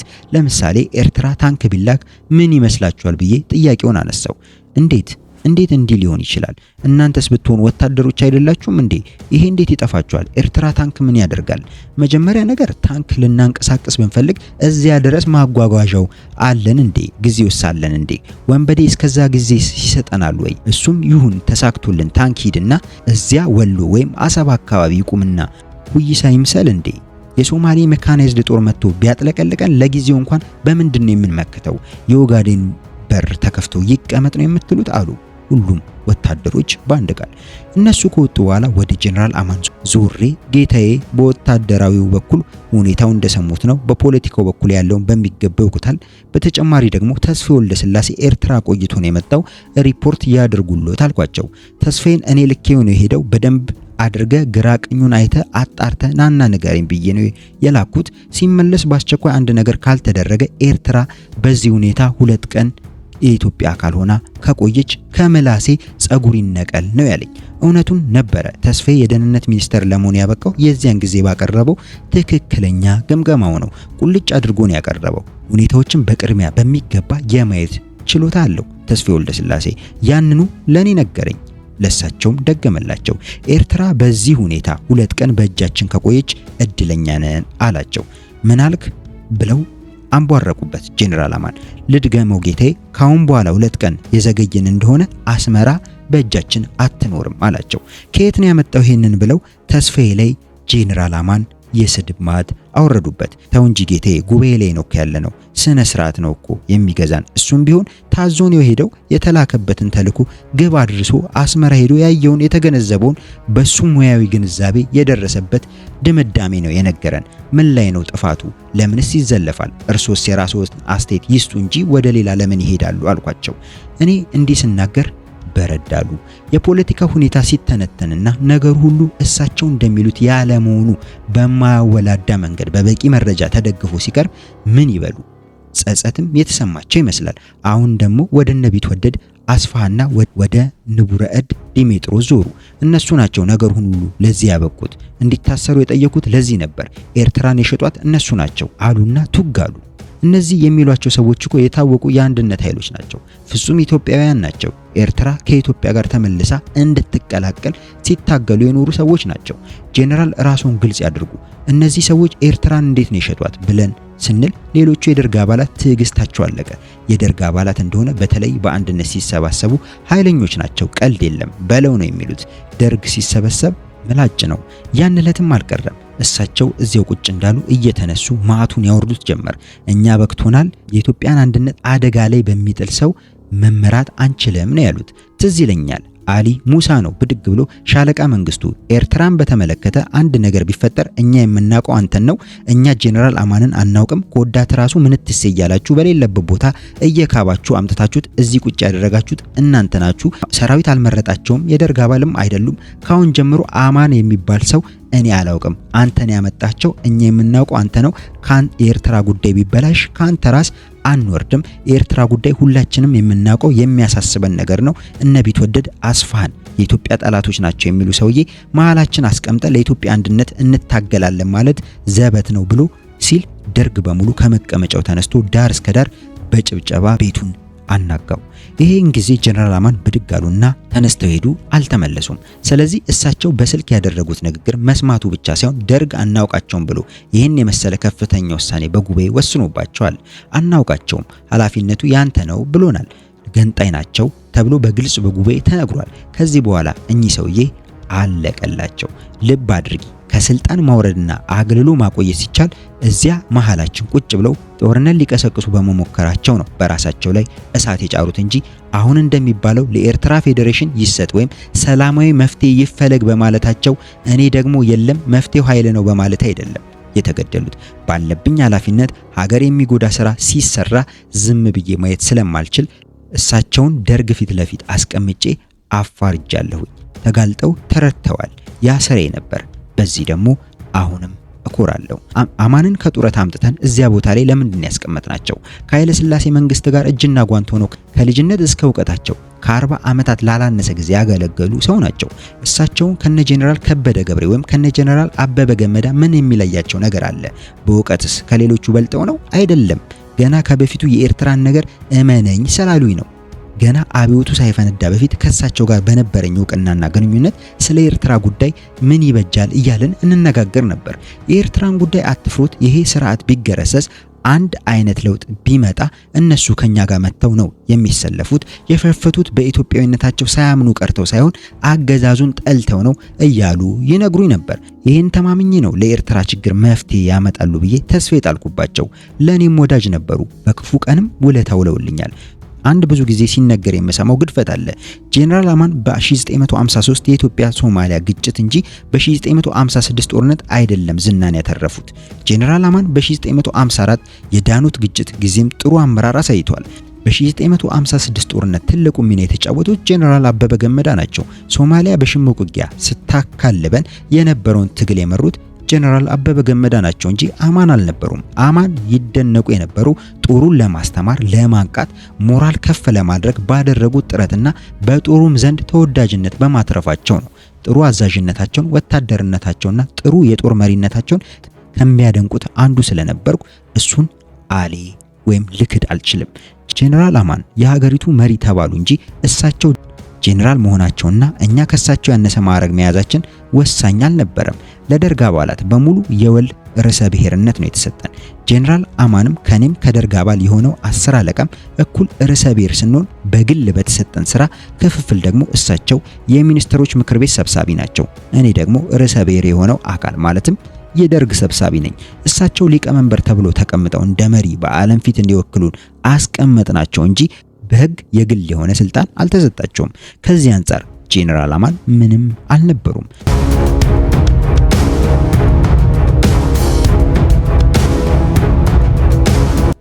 ጋዜጠኛ ገነት ጥያቄዋን ቀጠለች። ከጄኔራል አማን ጋር የነበራችሁን ቅራኔ ለማርገብ በእርሶ በኩል ምን ጥረት ተደረገ ስትል ጥያቄዋን ለኮሎኔል መንግስቱ አቀረበች። ኮሎኔል መንግስቱም ሲመልሱ ጄኔራል አማን የተገደሉ ዕለት ኮሎኔል ፍስሐ ደስታ፣ ደበላ ዲንሳ፣ አጥናፉ አባተ፣ ተካቱሉና ሌላ አንድ ስሙን የረሳሁት ኮሎኔል ከሁላችንም በእድሜ ጠና ያለ የመገናኛ መኮንን የነበረ እነኚህን ይዤ እቤታቸው ሄድኩኝ። ስራ መግባት ትተዋል። ብዙ ለመናቸው፣ እባኮ ይተዉ፣ አጥፍተንም ከሆነ እንደ አባት ይመክሩናል እንጂ እንደው እንደ ልጅ እየጣሉን ሲሄዱ እኛም ሆደ ባሻ እንሆናለን፣ ስራውም ይበላሻል። ከእርሱ ይህንን አንጠብቅም፣ ለማንም ጥሩ አይሆንም፣ ከኛ የሚለዩበት ነገር የለም። ብዙ ጊዜ ይህ ነገር ተደጋገመ። ከዚህ በፊት አለመግባባት ሲኖር ከሻለቃ መንግስቱ ጋር ታደርጉ እንደነበረው ቀርባችሁ በመነጋገር ቀና በሆነ መልኩ ህዝብም ሳይሰማ መፍታት ይሻላል። ሻለቃ መንግስቱ ያጠፋው ነገርም ካለ ተናገሩ፣ ፊት ለፊት መነጋገር፣ ልዩነት ማስወገድ ይቻላል አልናቸው። ምንም ፈቃደኝነት አላሳዩም። ደግሜ ደጋግሜ ተናግሬ ሰልችቶኛል፣ በዚህ አይነት ሁኔታ መቀጠል አልችልም ብለው ዘጉ። ሁኔታቸው ሳያቸው ትክክል አልመሰሉኝም። አይናቸውም ደፍርሷል። ምናልባት ምሽቱን ሲጠጡ ቆይተው ሊሆን ይችላል። ድሮ የማውቃቸው አማን አይመስሉም። ምን አለ ሌላ ጊዜ ብንመጣ ብዬ ነበር። ሌሎች ግን በደንብ ስለሚያውቃቸው በእንቢተኝነታቸውና ለኛ በጎ አመለካከት በሰጡት ምላሽ ደማቸው ፈላ። ከዚህ በኋላ እሳቸው መረጃ የሚያቀብላቸው ይኖራል። ደርግ ቆርጣለች፣ አምረራለች አሏቸው መሰለኝ። ቢሮአችን ከተመለስን በኋላ ስልክ ይደውላሉ። ሻለቃ መንግስቱ ያነጋግረኝ ይላሉ የሚል መልእክት መጣ። በእኛና በእሳቸው መካከል ላይዘን ኦፊሰሩ ፍቅር ይዘርጋው ነበር። ምናልባት ቅድም ራሴን አሞኝ ስለነበር በጥሩ ሁኔታ አላናገርኳችሁም፣ ፈቃደ ቢሆን ብታነጋግረኝ ይላሉ ጄኔራል አማን አለኝ። ሂድና ይህንኑ ለደርግ ንገር ብዬ ወደ እነሱ ላኩት። ከደርግ የመጣውን መልስ በአክብሮት እቤታቸው ድረስ ሄደን ስንለምናቸው እምቢ ብለው መልሰውናል። ሲፈልጉ እራሳቸው ይምጡ እንጂ አንተ አትሄድም፣ ደግሞስ ምን እንዳዘጋጁ ምን ይታወቃል፣ አትሄድም የሚል ሆነ። እርሶ ራሱ ይምጡ ብለን ንገራቸው ተባለ። ከዚህ ቀደም ኮሎኔል አጥናፉንና ሻለቃ መንግስቱን ኔጌሌ ያለው ጦር ሊያነጋግራቸው ይፈልጋል ይሄዱ ብለን አዘው እዛ ላይ በተለየ እኔን ለማጥፋት የተዶለተ ነገር እንደነበረ ተደርሶበት ነበርና አሁንም ወጥመድ ሊሆን ይችላል በማለት ነው ደርግ እንዳልሄድ የወሰነው። ከዚያ በኋላ እንግዲህ ነገር ተበላሸ። ያ ስብሰባ ተጠራ። የዕለቱ አጀንዳችን የስብሰባው ዋና ዓላማ አጀንዳውም የጄኔራል አማን ጉዳይ ነበር። ጄኔራል አማን የደርጉ ሊቀመንበር፣ የመከላከያ ሚኒስተርና የሚኒስትሮች ምክር ቤት ሰብሳቢ ናቸው። ከዚህ በተረፈ አሁን በመፈጠር ላይ ያሉት ችግርና በሀገሪቱ ላይ ሊያስከትለው የሚችለው አደጋ አስረዳው። የደህንነት ኮሚቴው የኤርትራን ጠቅላላ ሁኔታ በመዘርዘር ለተሰብሳቢዎቹ የተሻለ ግንዛቤ ለመስጠት የበኩሉን አቀረበ። በቅርቡ ጄኔራል አማን ከደርግ አባሎች ጋር በአንድነት ሆነው ሰራዊቱንም ሆነ ሲቪሉን ህዝብ እንዲያነጋግሩ ታቅዶ አስመራ ሄደው ጉብኝት አድርገው ነበር። ይህንን በሚመለከት አብሯቸው የሄዱት የደርግ አባላት ሪፖርታቸውን አሰሙ።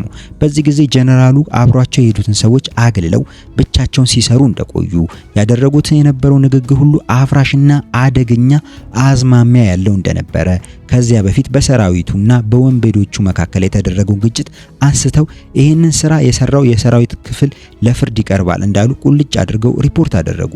ከዚህ በመቀጠል የኤርትራ ጦር ተወካዮች ደግሞ በፊናቸው አማን ኤርትራ ሄደው ምን እንደሰሩ ምን እንዳሉ ያም በጦርነቱ ላይ ያሳደረው ስሜት በበኩላቸው አጣርተው መጥተው ነበርና እነሱም ተናገሩ።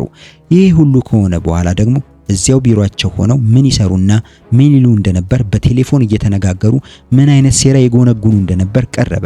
በሰነድ የተያያዘ የጽሁፍ ማስረጃም ቀረበ። ከዚያ በኋላ ነው እኚህ ሰውዬ ምን ውሳኔ ሊወሰንባቸው ይገባል ወደሚለው ይሄድ ነው። ይደምሰሱ ወይም ይገደሉ የሚለው ነገር ሳይሆን ይህን አጥፍተዋልና በዚህ ላይ እንወያይ ነው። ይሄ ሁሉ ሲሆን ብዙ ሰዓት ፈጀ። ቀኑን ሙሉ ስንነጋገር ዋልን። ረፋዱ ላይ በአዲስ አበባ ውስጥ የጦር ማንቀሳቀስ ሙከራ እያደረጉ ሳይሆን አይቀርም የሚል መልእክት ከውጪ መጣ። ከነገሌ መጥቶ ጎፋ ሰፈር የተቀመጠው ሁለተኛ መድፈኛ ሻለቃ አካባቢ ደስ የማይል ሁኔታ ይታያል። ምናልባትም አማን ሊያንቀሳቅሱት የፈለጉት ጦር ይሄ ሊሆን ይችላል የሚል ሪፖርት ነው የደረሰን። ይሄንን እንዲያጣሩ ዘለቀ በየነና ሻምበል ግርማ የሚባል ሌላ የደርግ አባል ተልከው ሄዱ። ምንም የሚያሰጋ ነገር አለመፈጠሩና እዚህ ግባ የሚባል እንቅስቃሴ ያለመኖሩን ካረጋገጡ በኋላ ተመልሰው መጥተው ሰላም መሆኑን ተናገሩ። ጄኔራል አማን እንዲታሰር የተወሰነው እምቢ ብለው የተታኮሱትን ማታ ነው እንጂ ቀን አልነበረም። ይሄም ሆን ብሎ የተደረገ ሳይሆን ስብሰባው ይሄን ሁሉ ነገር ሲያጣራና ሲነጋገርበት ቀኑን ሙሉ ስለቆየ ነው። ሁሉም የበኩሉን እንዲናገር እድል ተሰጥቷል። የአብዛኛው ሰው አስተያየት ይህን የመሰለ ሀገሪቱን ከፍተኛ አደጋ ላይ የሚጥል ወንጀል ሲሰሩ ከተገኙ ከመሰሎቻቸው ጋር እስር ቤት ይግቡ፣ ቢያውቁት ኖሮ ደርግ ባለውለታቸው ነው። እሳቸው ከሌሎቹ ያሰርናቸው ጄኔራሎች በምንም አይለዩም። እዚህ ከፍተኛ ቦታ ላይ አስቀምጠን ሀገር የመምራት ኃላፊነት ስንሰጣቸው ከርተውን ኢትዮጵያን የሚያጠፋ ነገር ከሰሩ እዚያው ከጓደኞቻቸው ጋር ይቀላቀሉ የሚል ነበር።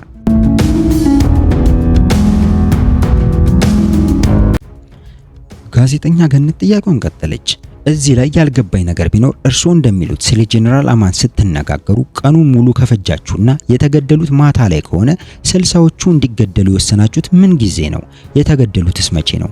ምስክርነታቸውን የሰጡ ሰዎች እስረኞቹ ምሽቱ ላይ ወደ 1 ሰዓት ግድም እራታቸውን በመብላት ላይ እያሉ ተጠርተው እንደተወሰዱና እንደተገደሉ ነው የተናገሩት ስትል ጠየቀቻቸው።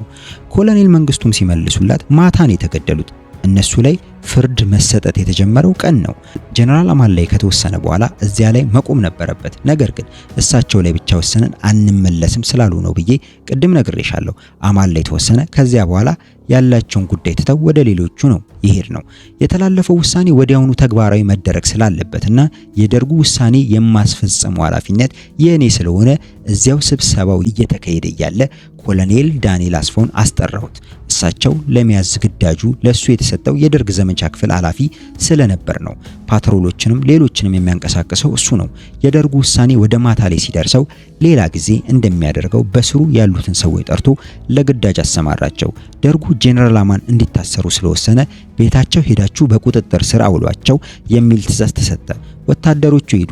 እዚያ ሲደርሱ ጄኔራሉ መሳሪያ ጠምደው ተቀምጠዋል። በሰላም እጃቸውን እንደማይሰጡ ግልጽ ሲሆንላቸው ተመልሰው መጥተው እምቢ ብለውናል፣ እንዴት እናደርግ ይላሉ። እኛ አሁንም እዚያው ስብሰባ ላይ ነበር። ዳንኤል መጣና ይህንኑ ሪፖርት አደረገልኝ። ሰውየው እጃቸውን በሰላም ለመስጠት ዝግጁ አይመስሉኝም። ቤታቸው የመኖሪያ አካባቢ ነው። መሳሪያ ጠምደው ነው ቁጭ ያሉት። አንድ ነገር ቢፈጠርና ተኩስ ቢከፈት ሰው መውደቁ የማይቀር ነው። ግልጽ ያለ ትዕዛዝ ይሰጠኝ አለ ኮሎኔል ዳንኤል አስፋው። ይህንን እኔ ለቤቱ ተሰብሳቢ አስተጋባው። ጄኔራሉ በሰላም ወደ ማረፊያ ቤት እንዲሄዱ ቢጠየቁ ፈቃደኛ አለመሆናቸውን ነው የዘመቻ መኮንኑ የነገረኝ። እና ምን ይሻላል አልኩኝ። እኛ ውሳኔውን ወስነናል። ካሁን ወዲያ ላለው በአፈጻጸም ሂደት ለሚደርሰው ነገር ሁሉ እየገባን ውሳኔ አንሰጥም። ከዚያ ውስጥ ገባን ማለት ወደ አስተዳደርና ወደ ዘመቻ ጉዳይ መግባት ማለት ነው። ይህንን የሊቀመንበር ውሳኔ ነው። እምቢ ካሉ በደንቡ መሰረት መፈጸም አለበት አሉ። ጥሩ ነው፣ እንግዲያውስ ግልጽ ነው። በህጉ መሰረት ትዕዛዝ አልቀበልም ካሉ ህጉ የሚያዘው ይፈጸማል አልኩና ወደ ኮሎኔል ዳንኤል አስፋው ዞር ብዬ እንደዚህ ታደርጋለህ፣ በድምጽ ማጉያ ውሳኔው እንዲነገራቸው አድርግ፣ እምቢ ካሉ የኃይል እርምጃ እንደሚወሰድ ማስጠንቀቂያ ስጣቸው፣ ይህንንም እምቢ የሚሉ ከሆነ ይደምሰሱ አልኩና ሳስበው በመቻኮል አላስፈላጊ የሆነ የደም መፋሰስ እንዳይደርስ በተቻለ መጠን በሰላም እንዲመጡ ማድረግ ይቻል እንደሆነ የመጨረሻ ሙከራ መደረግ አለበት በማለት ተስፋዬ ገብረኪዳንና አንድ ሁለት ሰዎች አብረው እንዲሄዱ አዘዝኩ። ተስፋዬ የደርጉ የመከላከያ ኮሚቴ ሰብሳቢ ነበር። ቦታው ላይ ተገኝተው የሚሆነውን እያዩ ዳንኤልን እንዲረዱት ነው የላኳቸው። ጄኔራል አማን ብቸኛ ሰው ነበሩ። ቤታቸውን የሚጠብቁና አትክልት የሚኮተኩቱ አንድ ሽማግሌ ዘበኛ ናቸው ቤታቸውን ያሉት።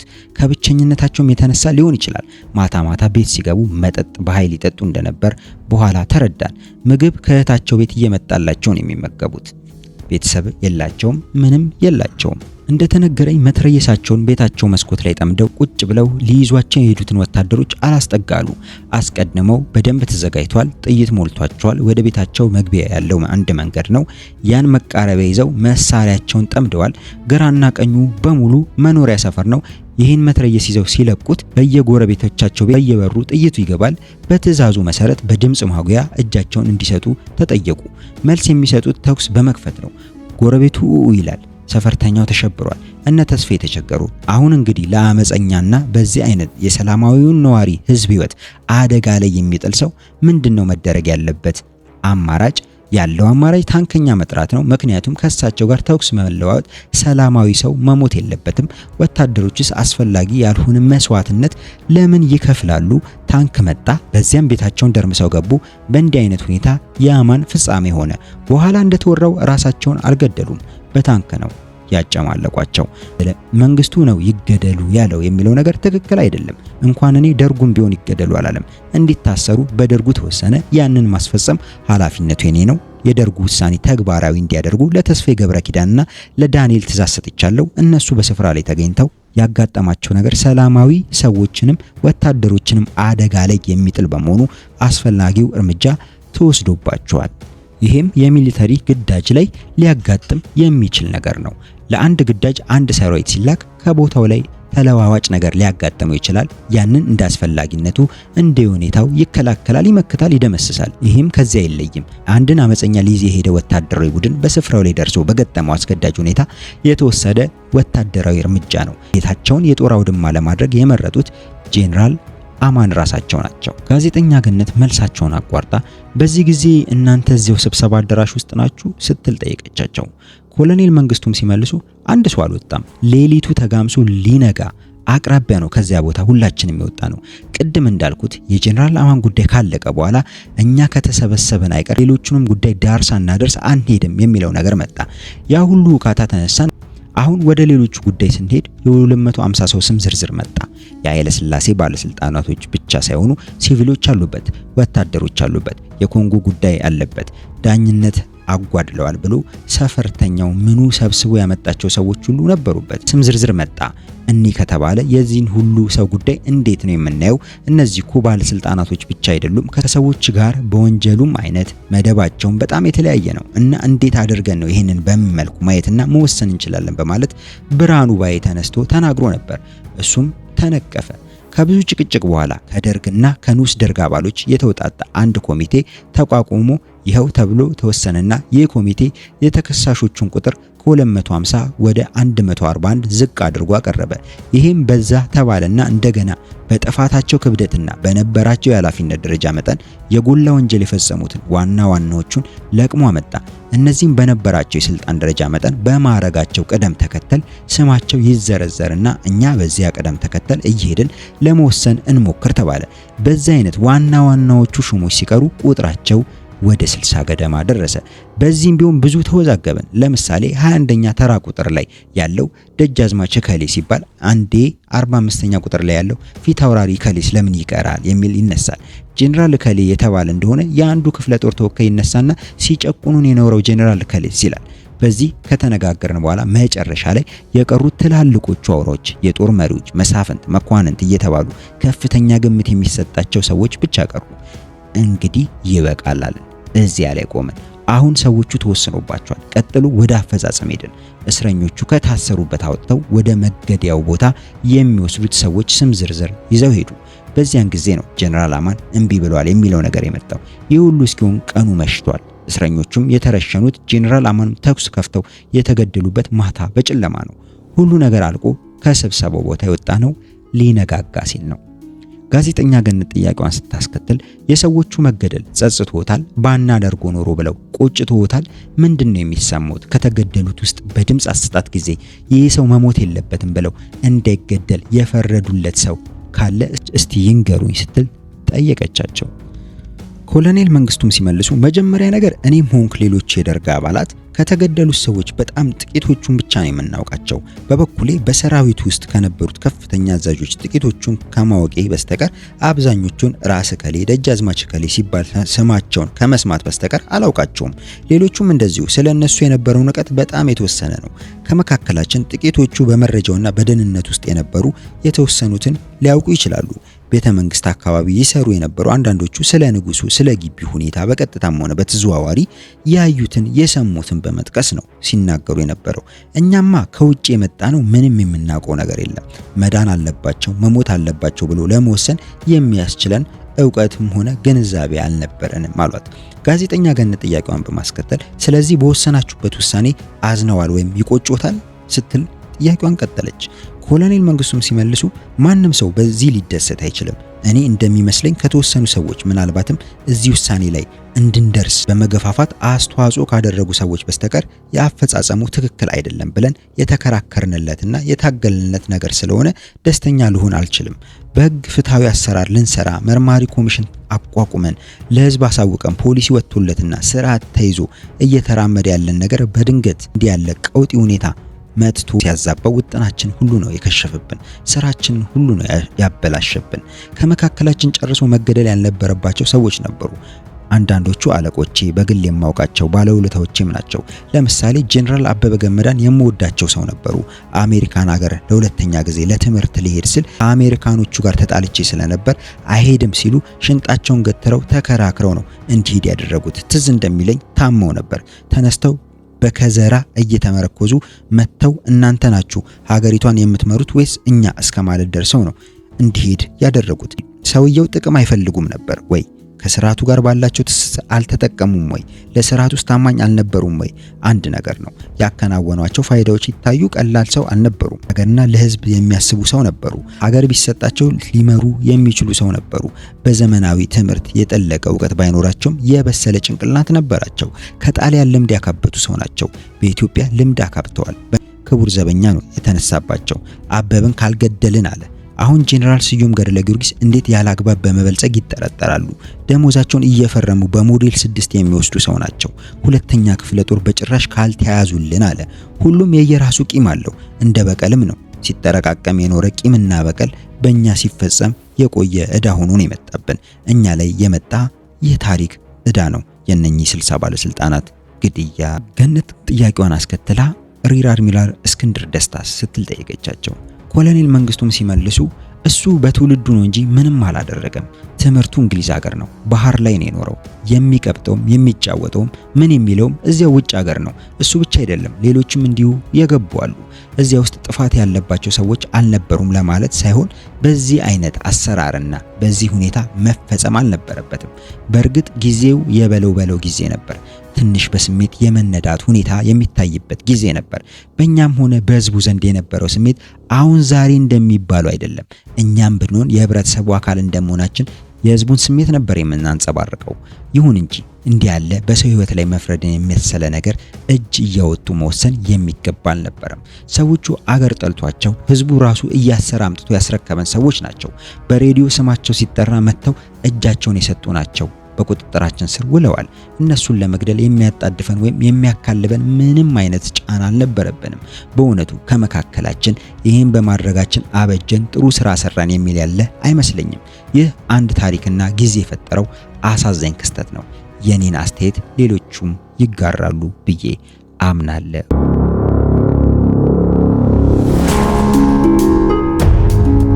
ጋዜጠኛ ገነት አየለ ጥያቄዋን ትቀጥላለች። ኮሎኔል ዳንኤል በአንድ ወቅት ከአንድ ነርስ ጋር ሄደው ለጃንሆይ ኪኒን እንክብል ሰጥተው ሊገሏቸው ሞክረው ሳይሳካላቸው መቅረቱ ይነገራል። እንክብሉ መሬት ወድቆ ጃንሆይም ልብሳቸው ተጨማዶ ያዩ ሰዎች አሁን እውነቱን እያወጡ ነውና ስለዚህ ምን ይላሉ አለቻቸው። ኮሎኔል መንግስቱም ለጥያቄው ምላሽ ሲሰጡ በንጉሱ አካባቢ በጣም ጥብቅ ጥበቃ ነበረን። በጣም መፈራራትም አለ። በዚያን ጊዜ በአንድ ትንሽ ስህተትም ቢሆን ሰው ህይወቱን ማጣት ይችላል። የደርግ የዘመቻ ክፍል ኃላፊ ሆነው እንደ ኮሎኔል ዳንኤል አስፋው ያለ ሰውም ቢሆን ሁሉም ስለሚፈራራና ስለሚጠባበቅ ማንም ሳያውቅና ሳይሰማ ተንኮል ለመስራት ብቻውን ሄዶ ጃንሆይን ለመግደል ሙከራ ያደርጋል ብዬ አላስብም። ቢሄድ እንኳን በዚህ አይነት መንገድ ይከናወናል የሚል እምነት የለኝም።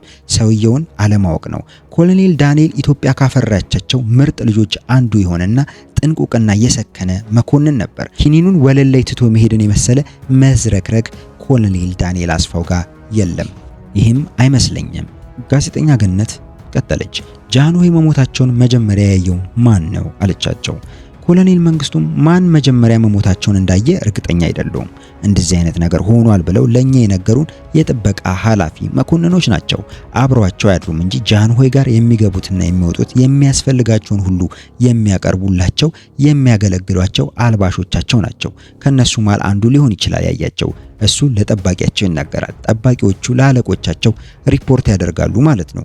እዚያ የነበሩት የንጉሱ ጠባቂዎች ዘቦች በቋሚነት የተመደቡ ይሁኑ ወይም በየጊዜው የሚለዋወጡ ይሁን አሁን በእርግጠኝነት ለመናገር አልችልም፣ ጊዜው ስለቆየ እና እርሱ ጃንሆይ በሰው እጅ ተገድለዋል ብለው አያምኑም ስትል ጋዜጠኛ ገነት ጥያቄዋን ቀጠለች። ኮሎኔል መንግስቱም በፍጹም ታመው መሞታቸውን ነው የማውቀው። ፊኛቸው ታሟል ተብሎ ተነገረን። በሕክምና ሲረዱ ቆይተው ኦፕራሲዮን ሆነው ከቆዩ በኋላ ነው የሞቱት። ገና እንደታመሙ ሐኪማቸው ፕሮፌሰር አስራት የህመማቸውን ነገር ስላሳሰባቸው ውጭ ሀገር ሄደው እንዲታከሙ ለመጠየቅ እኔ ዘንድ መጡ። ነገሩ አስቸጋሪ እንደሚሆን ባውቅም ጉዳዩ ለደርግ ለማቅረብ ቃል ገብቼ አሰናበትኳቸው። በደርግ ስብሰባ ላይ አነሳንና ተነጋገርንበት። ብዙዎቻችን በቂ ሕክምና አግኝተው እንዲታከሙ በጎ ፍቃድ ቢኖረንም እሳቸው ወደ ውጭ ልኮ ለማሳከም በፖለቲካው በኩል እጅግ አስቸጋሪ ነገር ሆነብን። አንድ ንጉስ ከስልጣን አውረደን በጥበቃችን ስር ተቀምጠዋል። በጥብቅ ነበር የሚጠበቁት። ለምን ቢባል እኚህ ንጉስ በሀገር ውስጥም ሆነ በውጪ የሚቃወማቸው አለ፣ የሚደግፋቸውም አለ። ቢጠፉ ወይም ቢሰረቁ ሊነሳ የሚችለውን የፖለቲካ አቧራ ከዚያም በኋላ የሚከተለውን ነገር በመገመት ነው። ቀላል ነገር አልሆነም። እሳቸው አንድ ነገር ቢሆኑ ኃላፊነቱ የኛ ነበር፣ እንጠየቅበታለን። ከጠባቂዎቻቸው ጀምሮ እስከኔ ድረስ ህዝቡም ሰራዊቱም ይጠይቀናል። እንዴት ተደርጎ ነው ሀገር ሲገዙ የኖሩ ንጉሰ ነገስት ያህል ነገር በጥበቃ ስራ ቆይተን አሁን ጨርሶ በማንቆጣጠረው በማናዝበት ባዕድ ሀገር ልናሳክም የምንወስዳቸው? የደህንነቱና የፖለቲካው ነገር የማይሆን ነገር ሆነብን። በእርግጥ ከደርግ አባላት መካከል እሳቸው ይህን ያህል እድሜ ተሰጥቷቸው መኖራቸው እድለኛ ናቸው። ስንቱ በህፃንነቱ ቀላል ሕክምና እንኳን እያጣ ባጭር የሚቀጭበት ሀገር ነው። ይህን ያህል የምንጨነቅበት ነገር የለም የሚል አስተያየት የሰጡም ነበሩ። ብቻ ዋናው ነገር ወደ ውጭ የሚሄዳቸው ነገር የሚያስከትለው የፖለቲካ ጫና ከፍተኛ ስለሆነ በሀገር ውስጥ እንዲታከሙ ተወሰነ። ለዚህም የሚያስፈልገው ወጪ ሁሉ ወጥቶ በጥሩ ሁኔታ እንዲታከሙ ተፈቀደ። ይህንን የደርጉን ውሳኔ ፕሮፌሰር አስራትን ጠርቼ ነገርኳቸው። ወደ ውጭ ልኮ ማሳከሙ እንደማይቻል፣ ነገር ግን እንዲታከሙ የሚያስፈልገው ወጪ የፈለገውን ያህል ይሁን ለመክፈል ዝግጁ መሆናችንን አስረዷቸው። እሳቸውም የማይቻል ከሆነ ምን ይደረጋል እንግዲህ ቀዶ ጥገናው እዚህ የሚደረግ ከሆነ በሕክምናው በኩል የሚያስፈልገንን መሳሪያና የመሳሰለውን ነገር አጥንቼ ተመልሼ ይዤ ልምጣ ብለው ሄዱ። እሳቸውም የሚጠይቁት ነገር እንዲቀርብላቸው ትእዛዝ ሰጠው። ከዚያ ተመልሰው ሲመጡ ደግሞ አሁንም ሌላ አስቸጋሪ ነገር ይዘው መጡ። ፕሮፌሰሩ ቀዶ ጥገናውን ለማድረግ የሚያስፈልገን መሳሪያ እቃ ሁሉ ተሟልቶ የሚገኝበት ጥቁር አንበሳ ሆስፒታል ስለሆነ እዚያ እንዲታከሙ ይፈቀድልን የሚል ጥያቄ አቀረቡ። ጥቁር አንበሳ ይሄዱ ቢባል የሚፈጠረው ግርግር ፕሮፌሰር ያጤኑት አልመሰለኝምና ሌላ መንገድ ለመፈለግ ሞከርኩ። ሌላ አማራጭ የለም ወይ? እዚሁ ቤተ መንግስት ግቢ እናንተ መታችሁ የሚያስፈልጋችሁን መሳሪያ ሁሉ ይዛችሁ ኦፕራሲዮኑን ማድረግ አትችሉም ወይ? ለምንድነው ጥቁር አንበሳ ካልሆነ ያሉበት ምክንያት ለእናንተ በቅርብ ለመከታተል እንዲያመቻችሁ ነው ወይስ እዚያ ያለ መሳሪያ እዚህ ሊመጣ አይችልም? ቴክኒካዊ ልዩነቱን ንገሩኝ አልኳቸው። መብራት የጠፋ እንደሆነ አሉ። ጄኔሬተር መትከል አይቻልም አልኳቸው። አይሆንም፣ አደገኛ ሊሆን ይችላል፣ ሆስፒታል ካልመጡ አስቸጋሪ ይሆናል አሉ። አሁንም እንደገና ለደርግ አቅርቤ ሆስፒታሉ በግድ መግባት ካለባቸው ክቡር ዘበኛ ሆስፒታል ይግቡ ተባለ። ከዚያ በኋላ ንጉሱ ክቡር ዘበኛ ሆስፒታል ገቡ። በጥሩ ሁኔታ ታክመው መጡ። ገግመው ደህና ከሆኑ በኋላ ነው እንደገና አገር ሽቶባቸው የሞቱት። ጋዜጠኛ ገነት አሁን ከተረኩልኝ ሌላ በጃንሆይ ግድያ እጁን አስገብተዋል ተብሎ የቀረበው ክስ አይቀበሉትም አለቻቸው። ኮሎኔል መንግስቱን ሲመልሱ ሐሰት የሚቀርብብኝን ክስ እንዴት ልቀበል እችላለሁ? ዛሬ ስለሳቸው ሞት ያልተባለ ነገር የለም። በኔ ላይ ብቻ ሳይሆን በነበረው አመራር አባላት ላይ ያልተለጠፈብን ነገር የለም። በተለይ በኔ ላይ ከሀገር ከወጣው በኋላ እንደሰማሁት ኮሎኔል አጥናፉና እሱ ሆነው ገብተው በመርዝ ገደሏቸው ተባለ። የቤተ መንግስቱ ሰራተኛ ነው የተባለው ሰው ነው እንዲህ ያለው አሉ። ሌላ ወሬ ደግሞ በትራስ አፈኗቸው የሚል ነው። ዳዊት በጻፈው መጽሐፍ ደግሞ አንድ ወታደር አዞ አስገደላቸው ይላል። ወያኔ ደግሞ ገድሎ ቀብሯቸው የሚቀመጥበት መቀመጫ ስር ራሳቸው አጽም ላይ ነው የተቀመጠው ብሎ አስወራ። እጅግ የሚገርም ነው። እኔ ከአብዮቱ በፊት በነበረው ስርዓት የተጨቆንኩ ሰው አልነበርኩም። በግል ህይወቴም የጎደለብኝ ነገር አልነበረም። ምናልባት አለቆቼ ዩኒቨርሲቲ ገብቼ ትምህርቴን እንዳልከታተል ስለከለከሉኝ ቅሬታ ቢኖርብኝ ነው እንጂ በጃንሆይ ላይ የተለየ ጥላቻ አልነበረኝም። ከስልጣን ከወረናቸው በኋላ የኛን መንግስት ሲያስቸግሩ የሚችሉበት አንዳችም ፖለቲካዊ ኃይል ወይም አቅም አልነበራቸውም። ስለዚህ እሳቸውን የማስገድልበት ምንም ምክንያት የለኝም። ጋዜጠኛ ገነት አስቀጥላ ሞታቸውን በተሰማ ጊዜ በደርግ አባሎች ላይ ያሳደረው ስሜት ምን ይመስል ነበር አለቻቸው። ኮሎኔል መንግስቱም ሲመልሱ መሞታቸው ለኔ መጥቶ ሪፖርት ያደረገልኝ ኮሎኔል ዳንኤል ነበር። ለደርግ አባላቶች ስነግራቸው ብዙዎቹ ግልግል ነው ያሉት። ማንም ከቁብ አልቆጠረውም። ምክንያቱም በየቦታው ሰው ይሞታል። በየቀኑ ሰው በረሃብ በበሽታ ይሞታል። በየቀኑ ወታደሩ ይሞታል። ይህን ያህል ወታደር ሞተ፣ ቆሰለ፣ እከሌ ሞተ የሚለው ነገር በየዕለቱ የሚደርስን ዜና ስለነበር እሳቸው ሞቱ ሲባል እና ምን ይደረግ ነው የተባለው። በደስታም መጮህም የቃጣቸው ነበሩ። በሰው መሞት የመደሰቱ ነገር ትንሽ ለህሊና የሚከብድ ነው።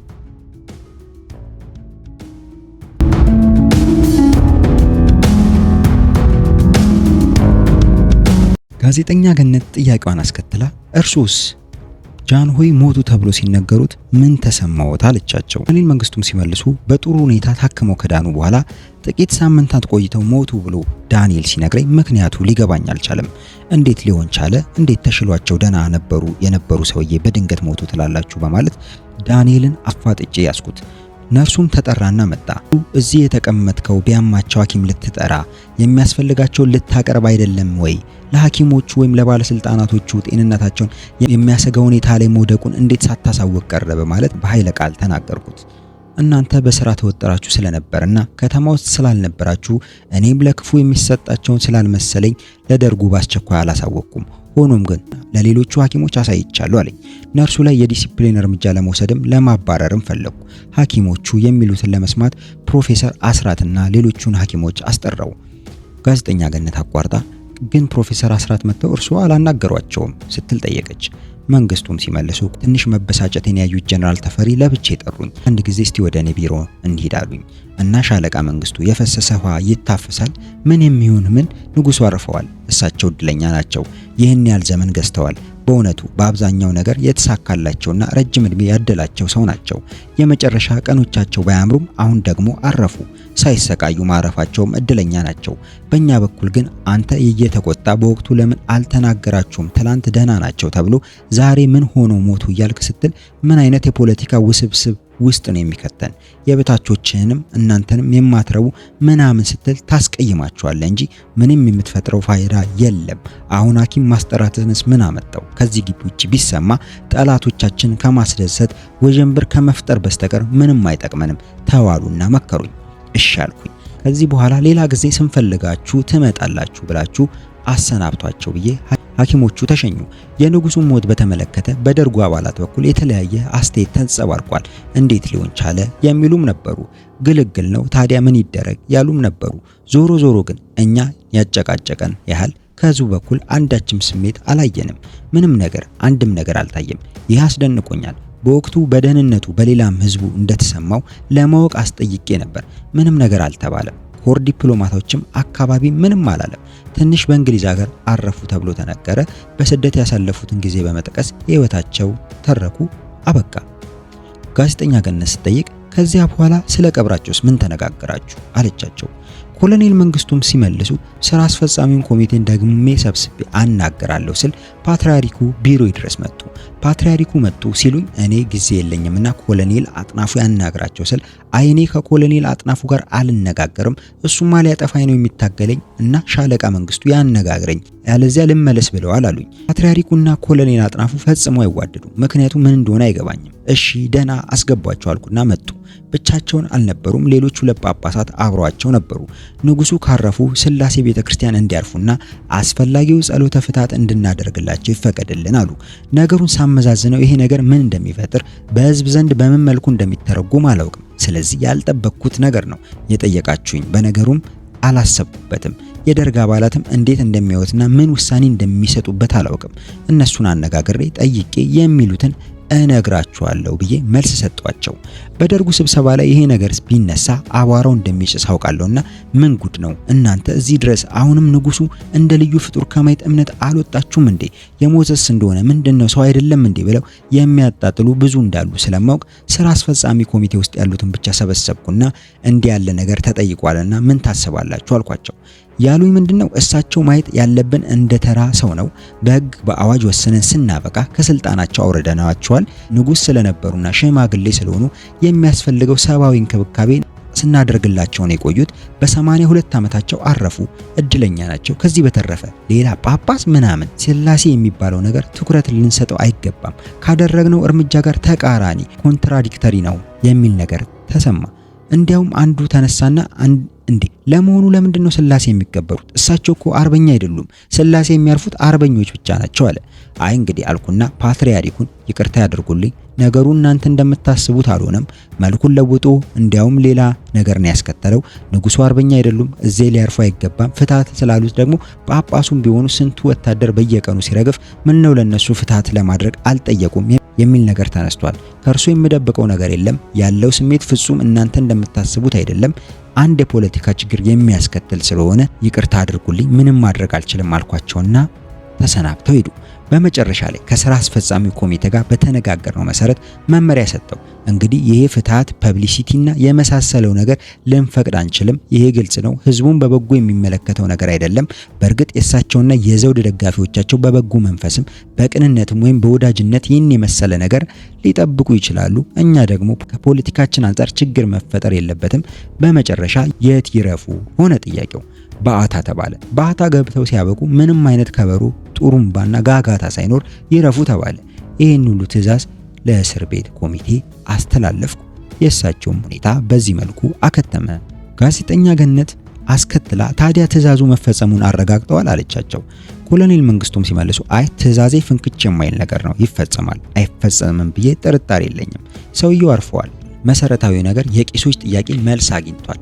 እኔ በጣም የሚያጣድፍና ጊዜ የማይሰጥ ስራ አለብኝ። ችግር አለ። ወደዚያ ዞር ያለው በዚያ ሁኔታ ያለፍነው ታሪክ ነው።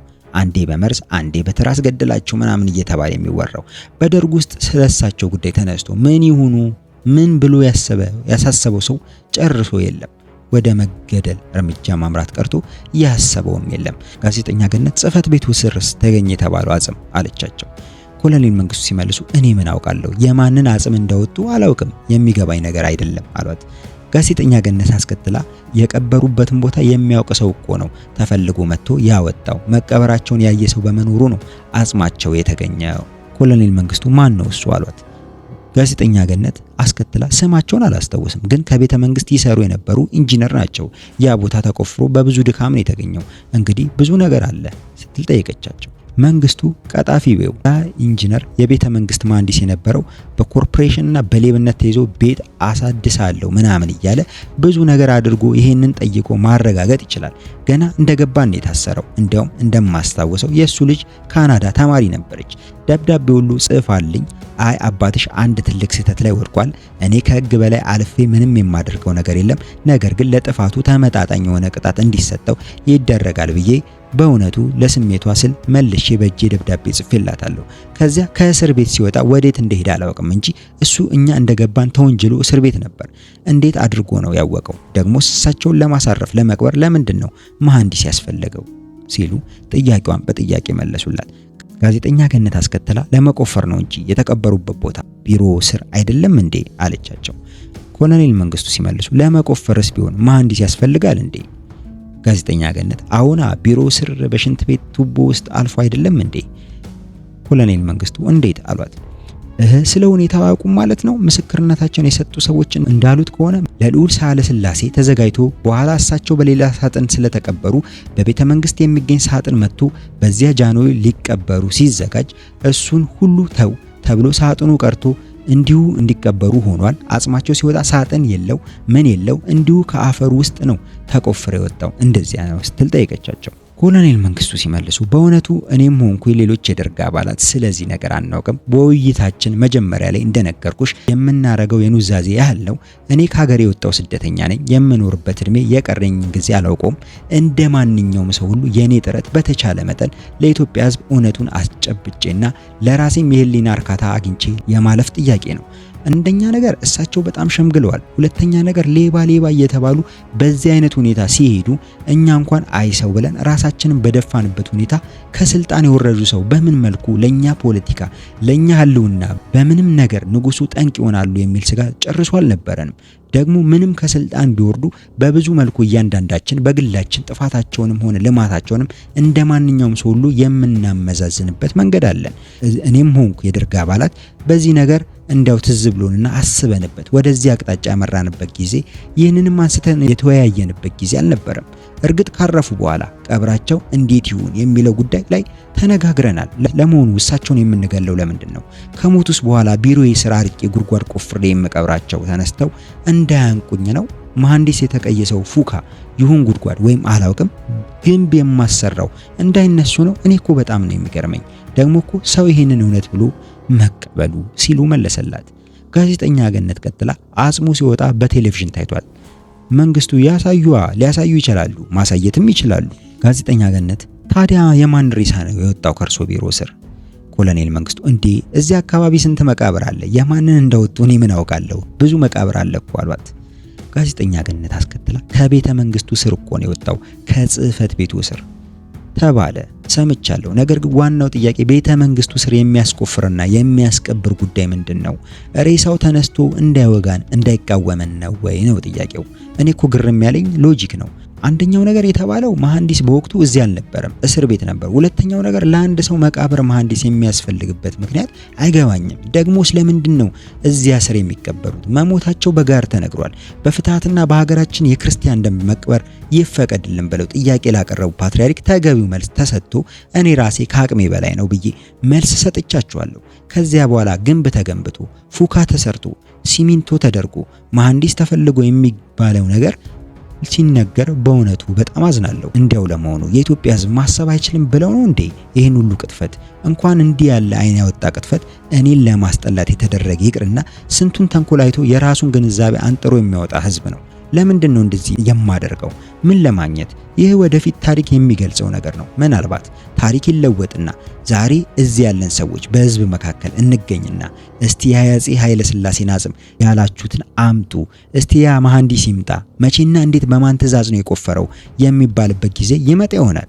ሊመጣም ይችላል። እኔ መቼም በዚህ ረገድ ከማንም በላይ ደግሞ ያቺን የምወዳትን ሀገር በጣም የምወደውን የማከብረውን ህዝብ አሁንም ቢሆን ወያኔ በፈጠረው ቲያትር ውስጥ እዚያ ውስጥ ህዝቡን መቀላቀል አልፈልግም ሲሉ መልስ ሰጧት። ጋዜጠኛ ገነት ጥያቄዋን አስከትላ የጃንሆይን መኪናዎች እዚህ ሐራሬ አምጥተዋቸዋል ይባላል፣ የት ናቸው ስትል ጠየቀች። ኮሎኔል መንግስቱ ሲመልሱ የማንን መኪና አሏት። የጃንሆይን መኪኖች ስትል ገነት መለሰች። መንግስቱ ጃንሆይን ምን መኪና አላቸው? ጋዜጠኛ ገነት እንዴ የድሮኗ እሳቸው የሄዱበት የነበሩ የቤተ መንግስት የነበሩ መኪኖች። ኮሎኔል መንግስቱ እንዴት የቤተ መንግስቱ መኪና ያዘው ቤተ መንግስት አይደለም እንዴ? እኛ እንገለገልበት የነበረውን ነው የምትዩ? ይኸው ልንገርሽ፣ ጃንሆይ የሄዱባቸው የነበሩት አንድ አሮጌ የአሜሪካን ሼቭሮሌት ነበረች፣ ሌላ ደግሞ በጣም የወደቀች የእንግሊዝ መኪና፣ እሷም አትሰራም። ሁለቱም እዚያው ግቢ ነበሩ። ሌሎች የቤተ መንግስቱ መኪኖች አሉ። አሁን መለስ የሚሄደው በምንድን ነው? ሐራሬ ደግሞ መኪና እንዴት አድርጌ ነው ጭኜ የመጣሁት? ልጄ በምንድን ነው ሐራሬ ድረስ የምመጣው? ጋዜጠኛ ገነት አስቀድመው በአውሮፕላን ማስጫን አይችሉም? መንግስቱ ሲመልሱ ምን ማስረጃ ይዘሽ ነው እንዲህ የምትይኝ አሏት። ጋዜጠኛ ገነት በእጄ ማስረጃ የለኝም ስትል መለሰች። መንግስቱ ታዲያ ወሬ ነው አሏት። ጋዜጠኛ ገነት እና መኪና አላመጡም ስትል መለሰችላቸው። መንግስቱ ሲመልሱ ውሸት ነው፣ ጄኔራል ፍሬ ሰንበትን ጠይቂ፣ የጃንሆይን ውሾች ውሰዱ ተብለናል። እኛ ቤት የነበሩ ውሾች የልጄ የትዕግስት ናቸው፣ እነሱም ደመቀ ባንጃው ነው ከድሬዳዋ ያመጣላት ሲሉ መልሰውላት።